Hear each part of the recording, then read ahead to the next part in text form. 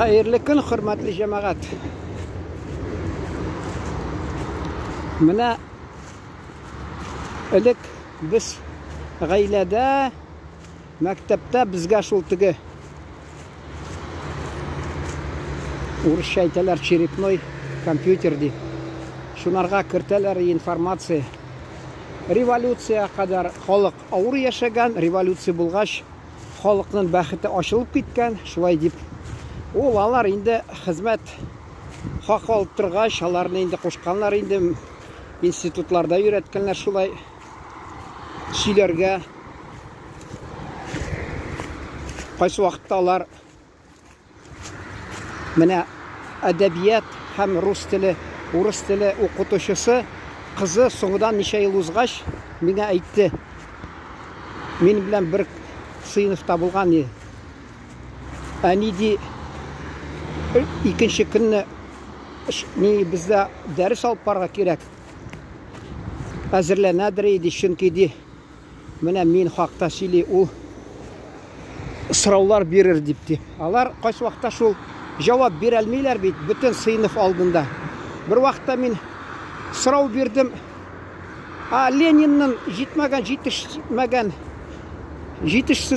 yetishsizligi yo'qmi, nedostatki, ya'ni yetishsizliklari. Ayta olmadi. O'qituvchi bir narsa ayta olmadi. Shunda bit sinfdoshlar yonida bit endi nechik uyatqa qola. Nechikdir ol tigib tirishdi. Tigilay bulay aylandirdi, bukdi, bulay burdi, narsadir qanaqat bo'lmadi menda. Durustni aytmadi, chunki bilmagandir. Aytirga bo'lmay bit o'qituvchiga, men bilmayman deb.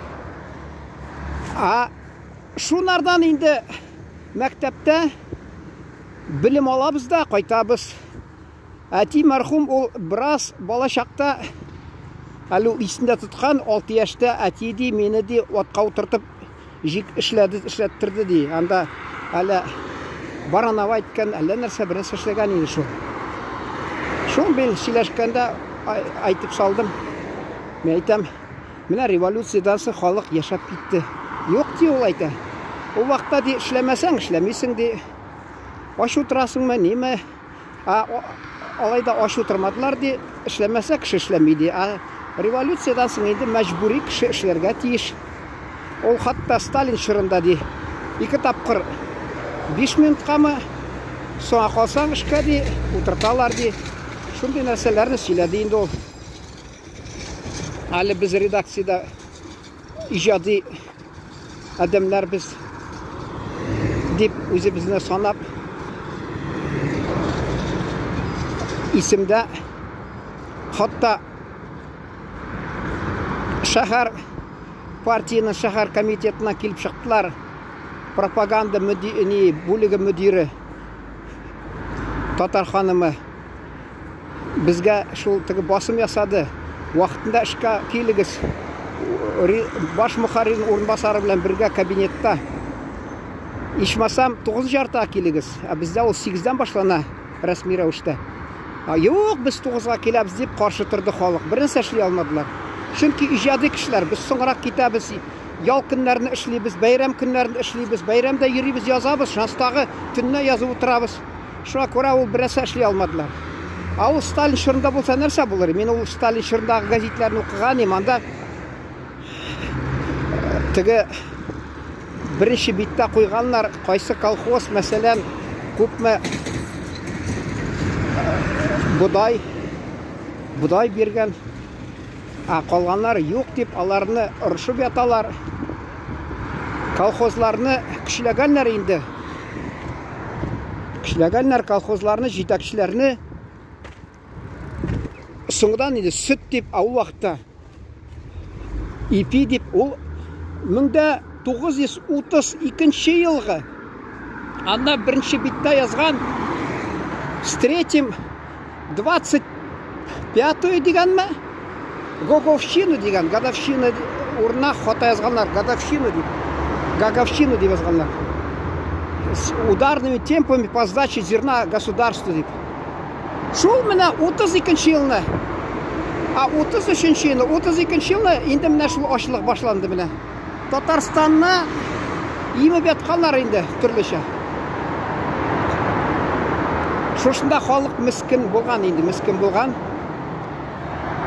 Шул әти әйткәне, мен ойлап тұрам, аны орысша айтмышлы мысль развиваю, фикірні алға бара фикір мен ойлап тұрам. Тек ол біздің татарлар неге революция қадар бай болдылар. Аны хатта айтканнар улақта орыс миллионерлары. Әгәр дә революция болмаса, татарлар Рәсәйне яулап алыр иде, байлар иде. Чөнки татар халкы электән ул шундый табигый сәләте бар аның. Сыйфаты бар. Ул ничек тә булса, әле китапларда да язганнар, урыслар, язучы Рогозин дигән журналист. Татар ди ул ди бер авылдан, мәсәлән, алма сатып ала да, икенче җиргә апарып сата. Гел шулай сәүдә эшләп дип баш эшләгән ул. Урысча әйтмешли, предприимчивый алар. Шунар байып алар, теге, беләсезме, Хусайновлар бер туганнар Оренбургда яшәгән. Алар әйткән берсе, бер тиенне хатта арысланның бугазынан да суырып алырга кирәк ди. Шунда карамастан мәчетләргә ярдәм итеп, күп киң күләмендә Рәсәйдә мәчетләр төзеп, мәдрәсәләр төзеп, Хусайния дигән нәрсәм, Хусайни теге Оренбургда мәсәлән, ул да төзгән 3-4 катлы бина кирпичтән салган. Жәлләмәгәннәр. Алар Оренбургда шул Хусайновлар мәсәлән, алар башта ничек башлаган берсе, юмран тотып, тиресен сатып, шулай әкрен-әкрен акча кирип, ул хатта поездда бармаган теге спальный вагон, теге кинода күрсәтәләр, урыс сәүдәгәрләре акчаны тегендә түгә кайсы вакытта теге. Әле күрдегез бит, китайский сервис мәсәлән, да кино инде ул. Бу гомуми, ягъни общий вагонга утырып, бер бурдюк дип әйтәләр, шунда катык салыпмы, катык сыр ит, шуның белән гел поездда арзан билет алып йөргән ул шундый бай кеше булса да. Ярлыларга мәчет төзүгә, мәдрәсә төзүгә акчаны жәлләмәгән. Татар халкы шулай менә башы эшләгән байырга. Революциядан соң анарга инде андый мөмкинлек ябылган. Ул тик менә син яхшы яшисең килсә, эшлә. От ни күпме эшләсен ул инде на живодерны диләр бер юлы гына атныкы. Шуның шикелле безнең татар халкы заводларда эшләп, кайсы танылган герой соструда булдымы? Анда Екатеринбургта ничә предприятиелар төзгән, Уралмаш, Химмаш, бит нәрсә татарлар катнашкан башкорт белән. Алар исеме куйганнар микән? Әллә ул байган микән бул шул? Алда барган эшче.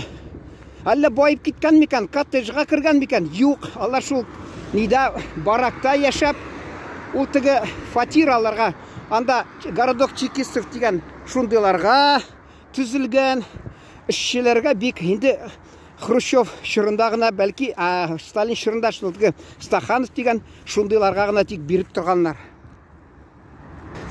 Менә резюме дип әйтәләр. Резюме дип әйтә башласам, татар халкы һәм революция, алар юллары аерылып торган икән. Мин хәзер уйлап торам, шундый фикер туа. Чөнки революциядан соң ул башта ничә революцияга җанын тәнен бирделәр, шундан Сталин чорында аттылар аларны. Бик күп татар революционерларны. Берсе юнлап бәхетле булмады, бай булмады, түрә булмады, Мәскәүгә утырмады, анда Кремльдә берсе дә. Ничек тырышмаса да. Кайнар коммунист, пламенный коммунист булса арагызда, ачуланмагыз, хәзер мин сезгә бер нәрсә әйтәм. Мапасан, Гүйде Мапасан, милый друг. Беләсезме, нинди җөмлә белән тамамлый уланы? Берсе әйтә, шуны карый да, тегене Дюруа нинди югары дәрәҗәле булгач. Сейчас время прохиндеевти. Эштә, сәясәттә шундый прохиндейлар улы дәрәҗәгә ирешкәннәр. Безнең җанын тән биреп эшләгән татарлар шул арасында бәрбер танылмаган.